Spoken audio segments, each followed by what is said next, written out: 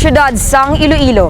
Rapid mass testing gitpatigayon sa mga frontliners. Suno sa mando ni Mayor Jerry P. Treñas. Ginhiwat sa MV John B. Lacson vessel ang nasambit nga rapid mass testing. Ginlakipan sang 41 halin sa Public Safety and Transportation Management Office, kaupod ang ilahed nga si Mr. Jack Kunlo. Kasubong man ang apat ka taga City Health Office, kag isa nga halin sa City Hall Security Unit. Kalakip man sa ginpaidalom ang 7 ka mga John B. Lacson crews, kag 2 man ka security guards sang nasambit nga vessel.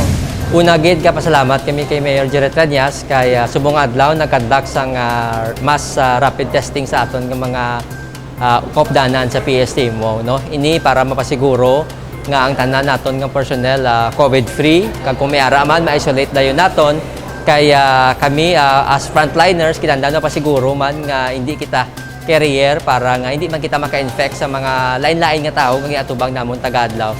Dako ang pagpasalamat sa mga pumuluyo sa aton aktibo nga alkalde para sa pagpatigayon sa sini nga mass testing. Agud temprano nga matap na ang ining COVID-19 pandemic virus. Well, madasig lang ini siya, no, kay ti rapid test and hopefully within 2 days makuha na naton ang result and kabay nga wala sang maga-positive sa aton nga mga kaupdanan kay para maka-continue kita padayon sa pag-serve kag implement sa tanan nga mga policy kag order ni Mayor Jerry Treñas.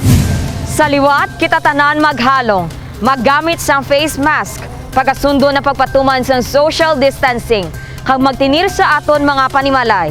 Ini si Dane Raffles para sa Level Up Patrol COVID-19 coverage. Bato, Iloilo, kaya tanim.